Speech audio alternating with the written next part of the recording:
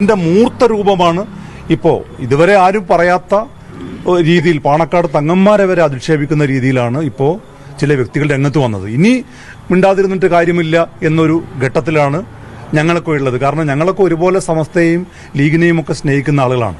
മഹാഭൂരിപക്ഷം ലീഗ് പ്രവർത്തകരും എടുത്തു പരിശോധിച്ചാൽ സമസ്തയുടെ പ്രവർത്തകരാണ്, അല്ലെങ്കിൽ അനുഭാവികളാണ്. അവരെല്ലാം വേദനിപ്പിക്കുന്ന രീതിയിലുള്ള ഒരു നിലപാട് സ്വീകരിച്ചിട്ട് പോലും യാതൊരു നടപടിയും സ്വീകരിക്കുന്നില്ല എന്ന് പറയുന്ന ഒരു ഘട്ടത്തിലാണ് ഇപ്പോൾ നിൽക്കുന്നത്. ഇതിനപ്പുറത്തേക്ക് ഇനി എന്താ പറയാനുള്ളത്? പാണക്കാട് തങ്ങന്മാർക്കെതിരെ പറയാമെന്ന് പറഞ്ഞാൽ അതിനപ്പുറത്തേക്ക് ഇനി പറയാനൊന്നുമില്ല.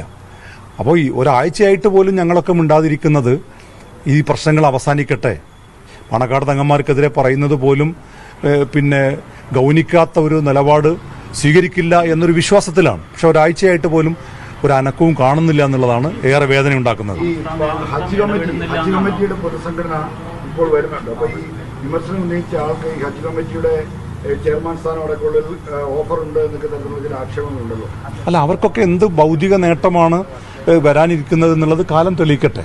അതിനെക്കുറിച്ച് ഞങ്ങളിപ്പോൾ ഒന്നും പറയുന്നില്ല.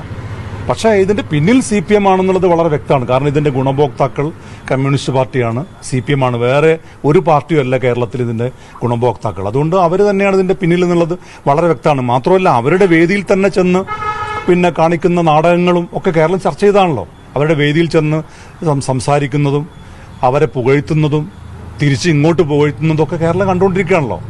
അപ്പോൾ ഇത് പല സമയങ്ങളിലും ഉണ്ടായപ്പോൾ അതിനൊന്നും ഞങ്ങൾ അവഗണിക്കുകയാണ് ചെയ്തത്. കാരണം അതൊക്കെ ഓരോരുത്തരുടെ താല്പര്യമാണ്. പലർക്കും രാഷ്ട്രീയ താല്പര്യങ്ങളുണ്ടാവും. അതൊരു വലിയ തെറ്റൊന്നുമല്ല രാഷ്ട്രീയ താല്പര്യങ്ങൾ ഉണ്ടാകുന്നത്. പക്ഷേ പാണക്കാട് തങ്ങന്മാരെ വരെ അധിക്ഷേപിച്ച് രംഗത്ത് വരുന്നത് അങ്ങനെ നിസ്സാരമായി കാണാൻ കഴിയുന്ന ഒന്നല്ല. അതിനകത്ത് വലിയ താല്പര്യങ്ങളുണ്ട്, വലിയ അജണ്ടകളുണ്ട്. ആ വലിയ അജണ്ടകളുടെ പരിണിത ഫലം എന്ന് പറയുന്നത് കേരളത്തിലെ മുസ്ലിം കമ്മ്യൂണിറ്റിയുടെ ഈ ഐക്യം തകർക്കുക എന്നുള്ളത്. അതിന് നോക്കി നിൽക്കാൻ കഴിയില്ല എന്നുള്ള ഒരു നിലപാടാണ് ഞങ്ങൾക്കുള്ളത്.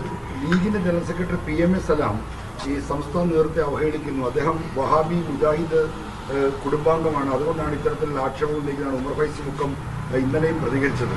അപ്പോൾ ഈ ലീഗ് ജനറൽ സെക്രട്ടറിയെ മാറ്റണമെന്ന ആവശ്യം നേരത്തെ സമവായ ചർച്ചകളിൽ സംസ്ഥ ഉന്നയിച്ചിട്ടും അതിനോട് മറുപടി ലീഗ് നേതൃത്വം അനുകൂലമായ സമീപനം സ്വീകരിച്ചില്ല എന്നതാണ് സംസ്ഥയുടെ ആക്ഷേപം. അല്ല, ലീഗിലെ നേതാക്കന്മാർക്കെതിരെയൊക്കെ ആക്ഷേപം ഉന്നയിക്കുന്നതൊന്നും ഞങ്ങൾ ഒരു വലിയ ഗൗരവത്തിൽ കണ്ടിട്ടില്ലല്ലോ. അങ്ങനെ വ്യക്തികൾക്കും സംഘടനകൾക്കൊക്കെ അഭിപ്രായം പറയാൻ കഴിയും. അവർക്ക് പിന്നെ ലീഗിനെ കുറിച്ച് അങ്ങനെ ആർക്കും അഭിപ്രായം പറയാം. ലീഗിൽ ഏത് നേതാവിനെ കുറിച്ചും അഭിപ്രായം പറയാം. കുഞ്ഞാലിക്കുട്ടി സാഹിബിനെ കുറിച്ച് വിയോജിപ്പുള്ളവരുണ്ടാകാം, സലാം സാഹിബിനെ കുറിച്ച് വിയോജിപ്പുള്ളവരുണ്ടാവാം, മറ്റു നേതാക്കന്മാരെ കുറിച്ചൊക്കെ വിയോജിപ്പുകളുണ്ടാവാം. അതൊക്കെ അതാത് സമയങ്ങളിൽ ചർച്ച ചെയ്ത് അത് രമ്യമായി പരിഹരിക്കുക എന്നുള്ളൊരു നിലപാടാണ് ലീഗ് സ്വീകരിച്ചത്. പക്ഷേ ഇപ്പോൾ ആ ഘട്ടമൊക്കെ കഴിഞ്ഞു. അതിനൊക്കെ അപ്പുറത്തേക്ക് പല തർക്കങ്ങളും പരിഹരിക്കുന്ന ഒരു സ്ഥലമാണ് പാണക്കാട് കുടുംബം എന്ന് പറയുന്ന, പാണക്കാട് എന്ന് പറയുന്ന ആ ഒരു പദം തന്നെ പല പ്രശ്നങ്ങളെയും രമ്യമായി പരിഹരിക്കുന്ന ഒരു സ്ഥലം എന്ന നിലക്കാണ് കേരളത്തിലെ കമ്മ്യൂണിറ്റി, മുസ്ലിം കമ്മ്യൂണിറ്റി മാത്രമല്ല പൊതുസമൂഹം ഉൾപ്പെടെ കാണുന്നത്. അപ്പോൾ അവിടെ വെച്ച് തീർപ്പാക്കുന്ന കാര്യങ്ങൾ പോലും അംഗീകരിക്കില്ല എന്നൊരു നിലപാട്, അത് സമസ്തയുടെ തന്നെ നേതാവാണ് പാണക്കാട് തങ്ങന്മാർ. പാണക്കാട് തങ്ങന്മാരാണ് സമസ്തയുടെ പല പദവികളിലിരിക്കുന്നത്. അപ്പോൾ അത് അവർ തള്ളി പറയുന്നത് സമസ്തയെ തന്നെയാണ്. അത് മനസ്സിലാക്കേണ്ടത് ഇപ്പോൾ പാണക്കാട് തങ്ങന്മാർക്ക് വന്നത് പറയാൻ പറ്റില്ലല്ലോ. അത് അവരുടെ ഔന്നത്യത്തിന് ചേർന്നതല്ലല്ലോ. അതുകൊണ്ടാണ് അവർ അങ്ങേയറ്റം എന്ത് മനോഹരമായിട്ടുള്ള മറുപടിയാണ് അവർ പറഞ്ഞത്. അപ്പോൾ ഈ വിഷയത്തെ തന്നെ നിങ്ങൾ പാണക്കാട് തങ്ങന്മാരോട് ചോദിക്കുമ്പോൾ സാദിഖൽ തങ്ങളുടെ മറുപടി എത്രമാത്രം പിന്നെ ഔന്നത്യത്തിലുള്ള മറുപടിയാണ്. പക്ഷേ എന്ന് കരുതി അതിനെ നിസ്സാരമായി എടുക്കാൻ കഴിയില്ല. മറ്റേത് നേതാക്കന്മാരെ കുറിച്ച് ആക്ഷേപം ഉന്നയിക്കുന്നതൊക്കെ നമുക്ക് ചർച്ച ചെയ്യുകയും പിന്നെ പരിഹരിക്കുകയും പരിഗണിക്കുകയും ഒക്കെ ചെയ്യാം.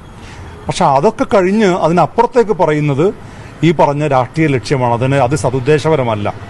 ആ ഉദ്ദേശം വളരെ വ്യക്തമാണ്. ഈ നാസർ ഫൈസി കൊടുത്തായി മുമ്പ് വിമർശിച്ചപ്പോൾ അദ്ദേഹത്തിന്റെ നടപടി വന്നു. പക്ഷെ ഉമർ ഫൈസി മുഖം സ്ഥിരമായി ഇങ്ങനെ വിമർശിക്കുന്ന ഒരു നടപടി ഉണ്ടാവുന്നില്ല. അപ്പോൾ ഈ സമസ്ത നേതൃത്വത്തിന് തന്നെ ഇങ്ങനെ ഒരു വേർതിരിവുണ്ടോ? അല്ല, അത് പിന്നെ നേതൃത്വമാണ് പറയേണ്ടത്. എന്തുകൊണ്ടാണ് ഇപ്പോൾ മുസ്ലിം ലീഗ് തന്നെ സമസ്തയുടെ പിന്നെ ആദരണീയനായ ജിഫ്രി തങ്ങളെക്കുറിച്ച് മുസ്ലിം ലീഗിന്റെ ഒരു പ്രവർത്തകൻ, ഒരു ജില്ലാ ഭാരവാഹി ഒരു ഫേസ്ബുക്കിൽ ഒരു പോസ്റ്റ് ഇട്ടപ്പം വളരെ കൃത്യമായി നടപടി സ്വീകരിച്ചു. അത് മുസ്ലിം ലീഗ് നേതൃത്വം കാണിച്ചൊരു നിലപാടാണ്. കാരണം ഈ മുസ്ലിം ലീഗും സമസ്തയും തമ്മിലുള്ള ആ ബന്ധം വഷളാക്കുന്ന രീതിയിലുള്ള ഒരു സ്റ്റേറ്റ്മെന്റ് ആരുടെ ഭാഗത്തുനിന്ന് ഉണ്ടാകാൻ പാടില്ല എന്നുള്ളത് ലീഗിന്റെ ഒരു നിലപാടാണ്.